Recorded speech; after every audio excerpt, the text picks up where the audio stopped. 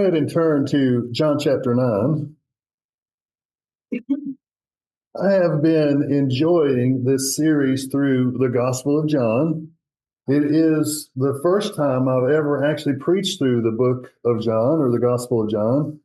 So I'm really enjoying it, and I hope you are as well. I hope you are getting as much from it as I am. There's so many things about this gospel that I'd never considered.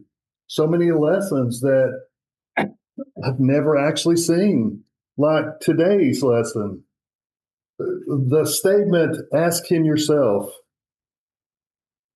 that is the statement of parents who didn't want to be put on the spot, of parents who didn't want to be the ones to suffer the consequences for his statements. There's a disconnect, an emotional disconnect. And the truth is most of us can kind of relate to this. How many times have you sat in a room? Let's make it even more. How many times have you sat in a Bible class and been the one sitting there knowing the answer to the question, but you didn't want to be the first one to speak up? Because you might be wrong. You have a pretty good idea, but you don't want to be the one to speak up and then be like, wow, I look like an idiot. That's not true. That never happens. Any statement is always a good statement. Any question is always a good question. But sometimes we don't like being put on the spot. How many times have you sat in a meeting where you know something's wrong and you know who's responsible for it, but you don't want to be the one to say, man, you really messed that up, because now you're responsible for that comment. So kind of stay quiet. It's not really confusion, it's calculation, because you're weighing the choice of speaking the truth or just being quiet, because you don't want to be connected to this. I think about those times when you're sitting around a dinner table and somebody makes a comment and you know it's wrong. Everybody that heard it knows it's wrong, but nobody actually speaks up and corrects it. Not because they don't know better, not because they don't understand, because saying it out loud and having the courage to say it out loud are two very different things. That's kind of what's happening in John 9. See, if you remember last week, we watched this man who was born blind. He gets sent to a pool called Sent or Siloam, and he washes this mud off his eyes. And he comes home seeing for the first time in his life. He's able to walk home, see his parents with his own eyes. Now, in John 9, that's only 2 verses.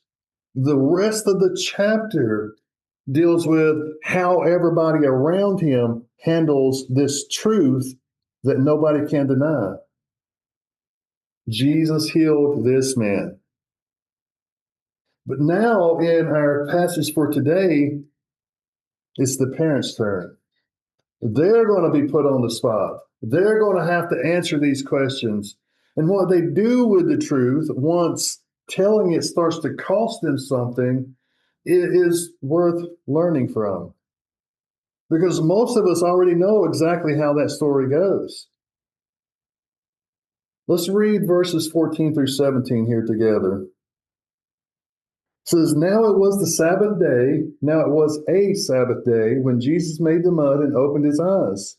So the Pharisees again asked him how he had received his sight, and he said to them, he put mud on my eyes, and I washed, and I see. Some of the Pharisees said, this man is not from God, for he does not keep the Sabbath. But others said, how can a man who is a sinner do such things? And there was a division among them. So they said again to the blind man, what do you say about him, since he has opened your eyes? He said, he is a prophet. John doesn't waste any time here. He doesn't waste any words. He gets right to the point, to the argument everybody's having in the room. What do you do with this guy? You can't deny that it happened. He was blind and now he sees. But you notice they don't really care about how the man sees, how he feels, what actually happened. There's a bigger question. What day was it? My first instinct would be, praise God, he can see. How did that happen? That's not their question. What day was it? It was the Sabbath. And he says, if this guy was from God, then he wouldn't have broken the Sabbath. And there's a division. John says at least some of them are starting to look at the man, not just the situation or the day that it happened. But everybody's looking at it differently. Same day, same facts, same healing. But nobody really wants to be the first one to speak up. Nobody wants to be the one sitting in a room and say, you know what? You can't deny this. No one wants to be the guy to stand up and say, listen, you guys are being idiots. Why are you not paying attention to the fact that he can see? After a lifetime of only hearing voices, their first instinct is to check the calendar. Now, I think that says a lot to us about priorities. I think it says a lot to us about how we see people, how we see their struggles, the kinds of things people are dealing with.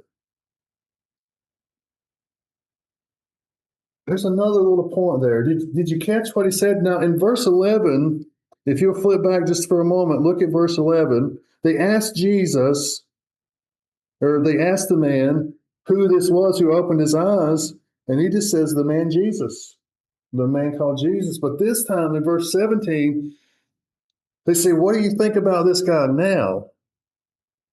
Who do you think he is now? He's a prophet.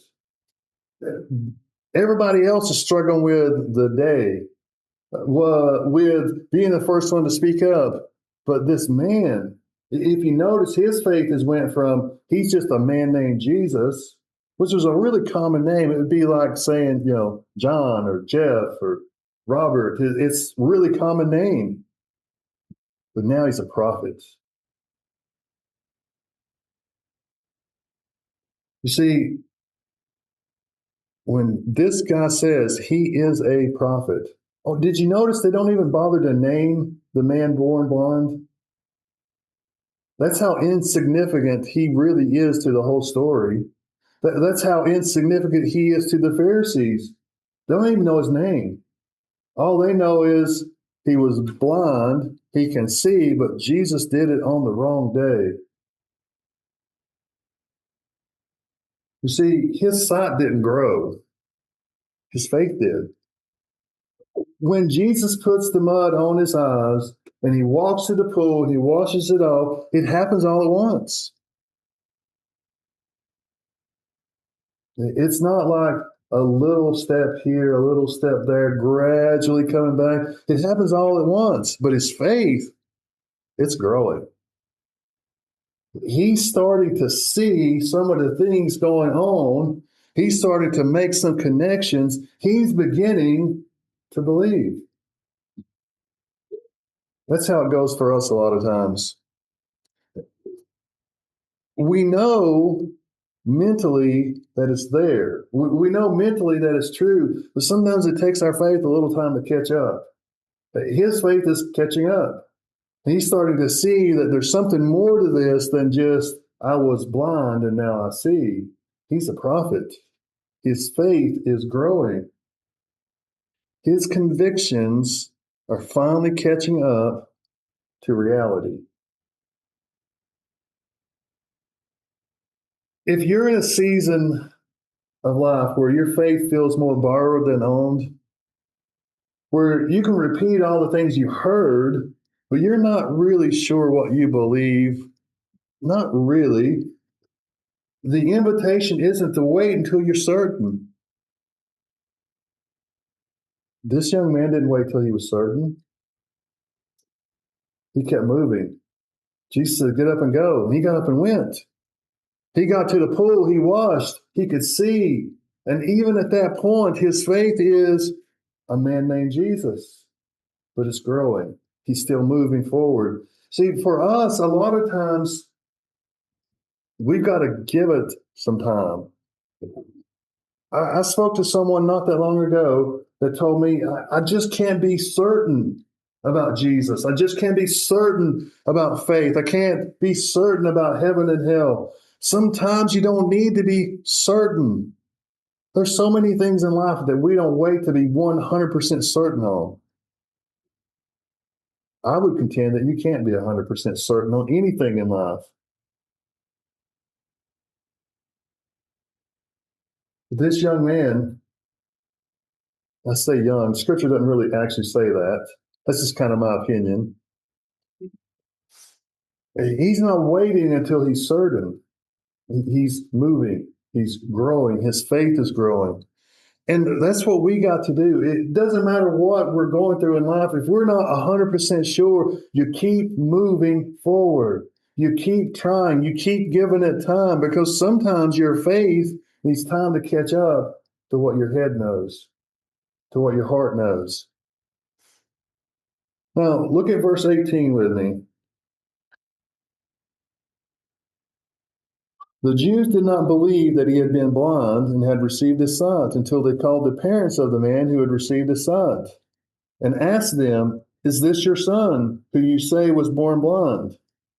How then does he now see?" His parents answered, "We know that this is our son, and that he was born blind, but how he now sees we do not know, nor do we know who opened his eyes. Ask him, he is of age, he will speak for himself." We use a statement, I use a statement, I guess I should say, uh, threw under the bus. That's exactly what the parents just did. They say, "Is that really your son that you say was born blind?" They're like, "Yeah, that's our son. We know that's him. We know he was born blind, but I'm not admitting to anything else. Ask him. He's a big boy. He can handle it." Thrown under the bus.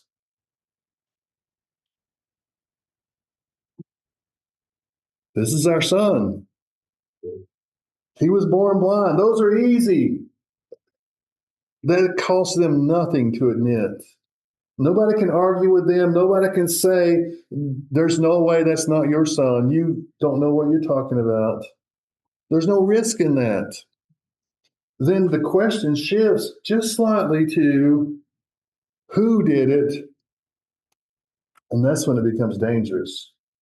That's when this question suddenly changes to something that's going to have consequences to it. How he now sees, we don't know, nor do we know who did it. You know that's not true, right? I mean, it's not entirely true. It's not entirely a lie, but it's not entirely true either. You know that when he got home that evening, he was rejoicing. And when they realized he could see, they were rejoicing. And you know that they stood there and shouted for joy. They talked about this. They rehashed all the details. But fear is shaping how much they're willing to say. There's a lesson in that for us. Do we let fear of being the first one, fear of being wrong, fear of people looking at us wrong, or thinking the wrong thing about us, keep us from actually speaking up when we know the truth? We know what should be said. Far too many times we let fear dictate what we're willing to do and say. We'll admit to the easy stuff. Well, you know how they are. You ever had that Thanksgiving dinner where we're all sitting around the table and somebody makes a comment and everybody knows that was horrible?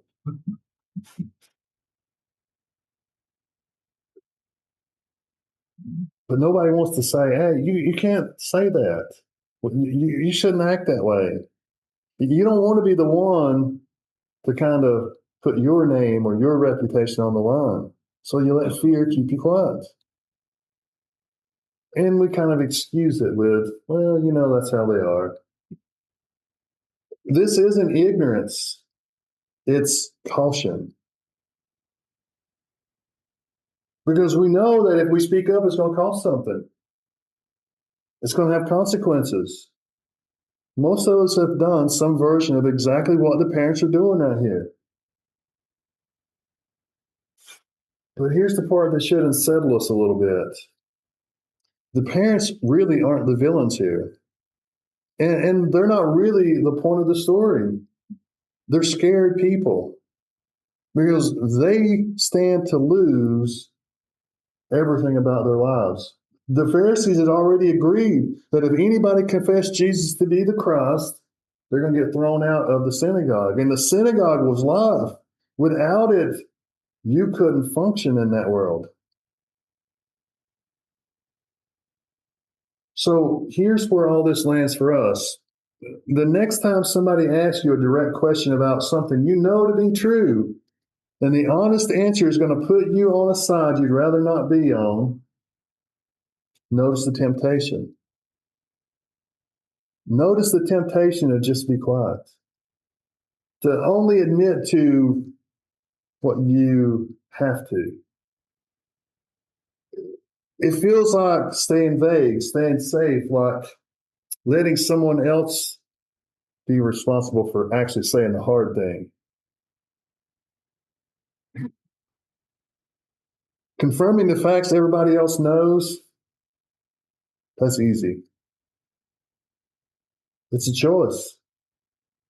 It's cautious. Look at verse 22.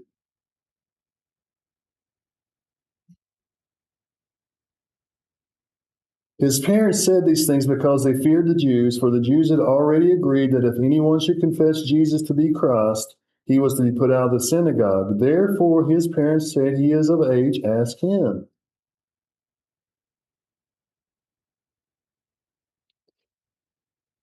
They were put in a very difficult situation. Do we stand with our son, or do we take care of ourselves? Do we stand with the truth, or do we take care of ourselves? They know this is their son. They know exactly what he thinks. They know exactly what he said happened. And more importantly, they know what he's going to say. He is a prophet. They've already talked about this stuff. That's why they say, ask him. But his answer, because they do ask, and his answer has went from a man named Jesus to he is a prophet. It's growing in an environment where the pressure should have or would normally cause any of us to freeze a little, to be cautious, to hold back a little bit. He's not afraid. He has as much to lose as everyone else in that room. If his parents get thrown out of the synagogue, that means he is too. If he gets thrown out of the synagogue, that means his parents are too. It could be a very serious consequence, but his faith growing, and his answer grows. That room that should have caused him to be quiet caused him to speak up. Now, the question is why? Why did he suddenly have the courage to speak up? Because he couldn't deny what happened. Now, here's the point I want you to really consider. When you really have an experience with Jesus Christ, when he has truly saved you, when you have truly had that changed life, when there's no denying, I was this guy and now I'm this guy, you have the courage to speak up because you can't deny what happened. Nobody else might want to admit to it, but you can't. You can't deny that. You know, I was blind and now I see. Church, I would contend that we need to focus on those points in time because we all have those. We have those at the beginning of our faith. We have those throughout our journey of faith. Those moments in time when we prayed for someone and they got better. And you can't deny it. Those moments should cause us to speak up, to be a little more courageous. And sometimes we just need to keep telling the story. Because as we tell the story, just like this young man, our faith grows too. Our belief in what happened grows too. So here's a question we need to consider. Who did I leave standing all by themselves? You ever been in that situation where someone's talking about their faith? It doesn't matter if they're a Church of Christ person or Baptist or Methodist, or whatever. It just means anybody who's standing there trying to talk about their faith in Jesus Christ and their experience with Him, and instead of standing with them, we're quiet. Why are we quiet? Did we not have a I was blind and now I see kind of moment? Have we not seen a I was lost and now I'm found? I was condemned and now I'm saved. We all have those experiences, but maybe we're not talking about them enough. Maybe we're not being courageous enough to just stand up and say, He's the guy. That's Him. He saved me. He changed my life. You don't got to have all the answers. You don't need to know every little detail, but you do need to know that not only do you need to speak up, but sometimes you need to stand with everyone else who's trying to stand up and speak up because we need each other. Anyone, if you're the person trying to speak up and make a stand for Jesus Christ and everyone leaves you hanging, throws you under the bus, next time you'll be even more cautious. But if you can step up and stand with them, next time you'll be a little more courageous and they'll be a little more courageous. And that's what we need more of in the church today. That's what we need more of in this world today is people who are willing to say, I was blind and now I see. But you know, the best part of this guy's standing alone. His parents have hung him out to dry. They've thrown him under the bus. He's all by himself. But he's not really, because Jesus is still there. Jesus is always there. Church, it doesn't matter if you're the only one standing up and speaking up. It doesn't matter if you're the one who is supporting or standing with that person who's speaking up. Don't ever forget that Jesus is always with you. We need to remember those things because sometimes standing up or speaking up, it's going to cost something. And every time it might be a little scary. But when we know that Jesus is with us, when we know that He will never leave us nor to forsake us, we get a little bit more courageous. And our faith, it grows a little bit more. Exposure helps us grow. Experience helps us grow. If they hadn't pulled this guy into this meeting and interviewed him, his faith might not never reach that point of he is a prophet. But that situation helped him grow. And that's true for us too. Church, we're here this morning. We're here to think about Jesus, to learn, to grow, to be encouraged to be the one who says he is a prophet, he is the Christ. And we live in a world that needs to hear those words. We live in a world that is lost and condemned to a devil's hell. They need Jesus. And he doesn't ask us to go alone. He says, I will be with you. Be the one who's courageous enough to speak up and give others that opportunity to have what you have, to be blind and now see. Church, if we can help you in any way, if we can encourage you, won't you come as we stand and as we sing?